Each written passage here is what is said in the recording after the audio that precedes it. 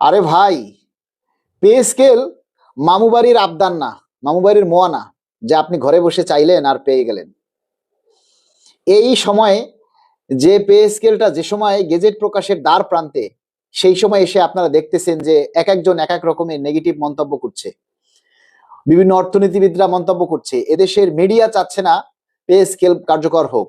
মিডিয়ারা সমস্ত নেগেটিভ নিউজগুলি প্রচার করে, কখনো তারা পজিটিভ নিউজগুলি দেয় না। ঠিক আছে, যখন তাহলে সেই ক্ষেত্রে আপনারা যারা সারা দেশে আছেন, সরকারি চাকরি করছেন, আপনারা যদি এই পে স্কেলের দাবিগুলি নিজেরা প্রচার না করেন, ঠিক আছে, নিজেরা প্রচার করেন। এই দেখেন সোহেল আহসান, মালিক ভাই আপনি এত বকবক করেন কেন? কাজের কথা বলেন। এখন যেটা বলতেছি সেটা কি অকাজের কথা? আপনার শুনতে মন না চাইলে আপনি চলে যান। এই যে মিডিয়ারা যে তথ্যগুলি প্রচার করে না, তো আমাদের তথ্যগুলি তো আমাদেরই প্রচার করতে হবে। আপনারা এখনো যারা ঘরে চুরি পরে বসে আছেন, এখনো যারা ঘরে বসে বউয়ের ছায়া ব্লাউজ পেটিকোট পরে বসে আছেন, তাদেরকে বলবো এই ছায়া ব্লাউজ পেটিকেট হাতের চুড়ি এগুলি খুলে পুরুষের পোশাক পরেন, পুরুষের পোশাক পরে প্যান্ট শার্ট পরেন, লুঙ্গি পরেন, এগুলি পরে নিজের দাবি আদায়ের জন্য কর্মসূচি পালন করেন। তা না হলে কিন্তু পে স্কেল চোখে দেখা লাগবে না। পে স্কেল কারো মামু বাড়ির আবদার না, কারো মামু বাড়ির মোয়া না যে আপনি গেলেই আপনার মামা মামি আপনাকে নামাইয়ে দিবে আর আপনি মোয়া খাবেন। এটা কিন্তু সেই পে স্কেল না। এবারের পে স্কেল পেতে কিন্তু একটু বেগ পেতে হবে। তো সারা দেশে যারা আছেন, সারা দেশে সরকারি কর্মচারীরা 22 লাখ সরকারি কর্মচারী, সবাই শুধু পে স্কেল খাইতে চায়, কিন্তু পে স্কেল আদায়ের জন্য কেউ কর্মসূচি পালন করে না। যার যার নিজের দপ্তরে, যার যার নিজের দপ্তরে এই কর্মসূচি দেওয়া হয়েছে, তারপরও আপনারা সেটা পালন করছেন না, প্রচার করছেন না, তাকিয়ে আছেন কার দিকে? অন্যের দিকে। অন্যজনে দিবে তারপরে। ঠিক আছে, আর যে কর্মসূচি দেয়া হয় সেগুলি আগে পালন করেন। এটাই যদি আপনারা সবাই বেশি করে পালন করেন, সব অফিসে প্রত্যেকটা দপ্তরে যদি এই কর্মসূচিগুলি পালন করা হয়, তাহলে এগুলি কিন্তু বিশাল একটা প্রচার হয়।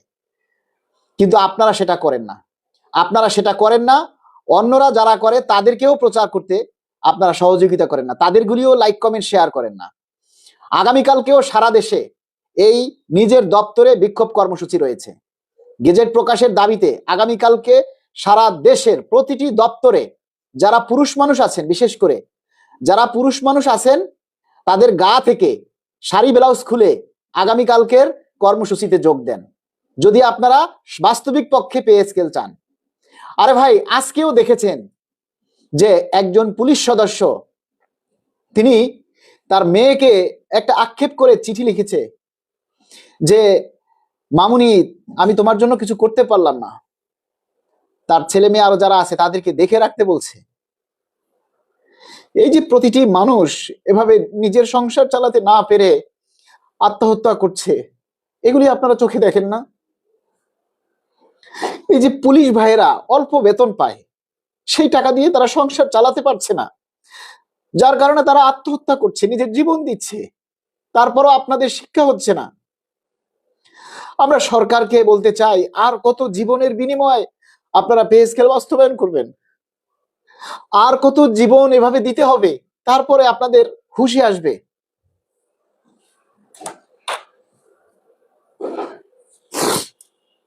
আর কত জীবন এভাবে ঝরবে তারপরে আপনারা পে স্কেল বাস্তবায়ন করবেন? আমরা যারা সাধারণ কর্মচারী আছি, আমরা তাদের জন্য কিছুই করতে পারতেছি না। যে ভাইরা আত্মহত্যা করছেন, সুইসাইড করছেন, তাদেরকে বলবো আপনারা এই কাজগুলি করেন না। আরে ভাই, বেতন আজ না হয় কাল বাড়বে, কিন্তু আপনার জীবনটা চলে গেলে আপনার পরিবার কে দেখবে? আপনার ছেলে মেয়েদেরকে কে দেখবে? আপনার মা বাবাকে কে দেখবে? আপনি এখন বেতন কম পাচ্ছেন, তাও তো পাচ্ছেন, কিন্তু আপনি যখন থাকবেন না, আপনার পরিবার তো এটাও পাবে না। তাহলে কেন আপনারা এই পদগুলি বেছে নেন? আমাদের দেশের সরকারের সাথে এই অভিমান করে তো কোনো লাভ নেই যে আপনি যদি আত্মহত্যা করে নিজের জীবন দিয়ে দেন, তাহলে তো আমাদের সরকার আপনাদের পরিবারের দায়িত্ব নিবে না। আপনাদেরকে আর কিভাবে বুঝাবো বলেন? আর কিভাবে বুঝালে আপনারা দায়িত্বশীল হবেন? আর কিভাবে বললে আপনারা এই কথাগুলি আসলে বুঝতে পারবেন আমাদের জানা নেই।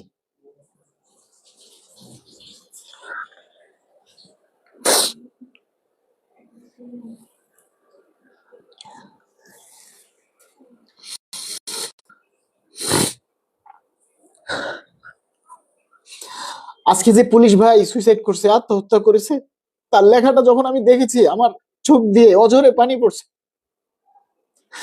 যে একজন বাবা কখন তার মেয়েকে বলে যে মা আমি তোমার জন্য কিছু করতে পারিনি।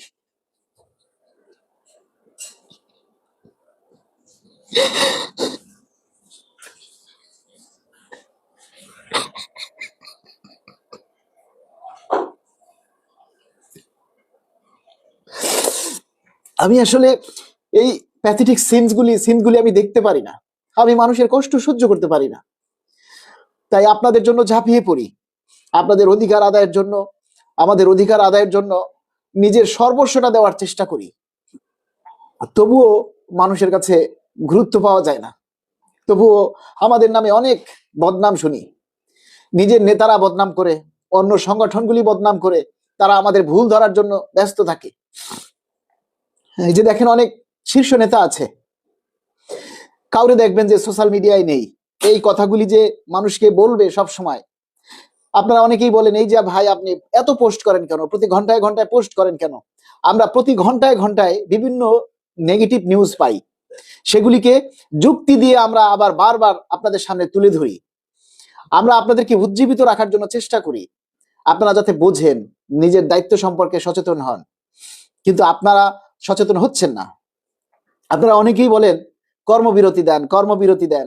আরে ভাই, যে মানুষগুলো একটা লাইভ শেয়ার করে না, যে মানুষগুলো একটা দাবি প্রচার করে না, যে মানুষগুলো একটা দাবির কথা নিজের আইডিতে শেয়ার করে না, সেই মানুষটা নিজের চাকরির জীবনের ঝুঁকি নিয়ে যে কর্মবিরতি পালন করবে, এটা আমরা কিভাবে বিশ্বাস করব? কর্মবিরতি ঘোষণা করার সাথে সাথে যারা ঘোষণা করবে তাদের প্রতি যদি সরকার অ্যাকশন নেয়, তখন আপনারা কি করবেন? আপনারা কেউ পাশে থাকবেন না। আপনাদেরকে আমরা চিনি রে ভাই, আপনারা কেউ পাশে থাকবেন না।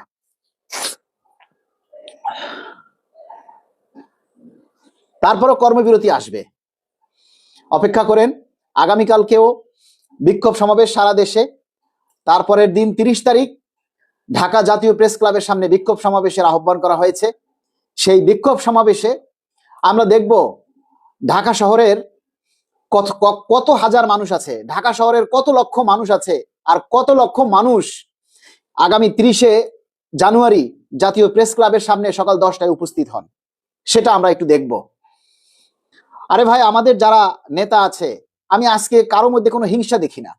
আমি কাউকে নিয়ে হিংসা করতে চাই না। এখন আমাদের ক্রান্তিকালের সময়। আন্দোলন কর্মসূচি কে ঘোষণা করেছে ডাজ নট ম্যাটার, এটা কোনো বিষয় করে না। আপনার দাবি আদায়ের জন্য আপনাকে ঝাঁপিয়ে পড়তে হবে। কে আন্দোলনে ডাক দিল, কে এটা করলো, কে ওইটা করলো। আরে ভাই, আমরা এই যে আমি আছি, আশিকুর রহমান আছে, শিমুল আহমেদ আছে, আমরা যারা এই সোশ্যাল মিডিয়ায় আপনাদেরকে অ্যাক্টিভ রাখি, দাবির কথা প্রতিনিয়ত তুলে ধরি, এরকম আর কয়জন আছে বলেন? এরকম আর কয়জন আছেন এই দাবির কথাগুলি আপনাদের সামনে প্রতিনিয়ত তুলে ধরে? আপনারা বুঝেন না।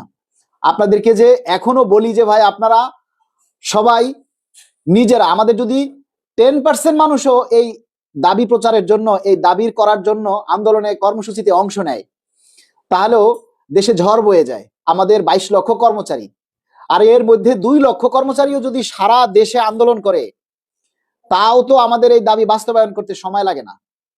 আজকে আমরা দেখছি বিভিন্ন জায়গায় কোথাও 20 জন 30 জন, খুব কম জায়গায় এই বিক্ষোভ কর্মসূচি হয়েছে। তারপরও আজকে যারা বিক্ষোভ কর্মসূচিতে অংশ নিয়েছেন তাদের সকলের প্রতি কৃতজ্ঞতা প্রকাশ করছি, সকলকে ধন্যবাদ জানাচ্ছি। আপনারা আল্লাহর দোহাই লাগে কেউ আর ঘরে বসে থাকেন না, সবাই আগামীকালে নিজের অফিসে, নিজের দপ্তরে বিক্ষোভ কর্মসূচি শান্তিপূর্ণভাবে পালন করুন। আপনাদেরকে তো কেউ নিষেধ করেনি, আপনারা শান্তিপূর্ণভাবে এই কর্মসূচিগুলি পালন করুন।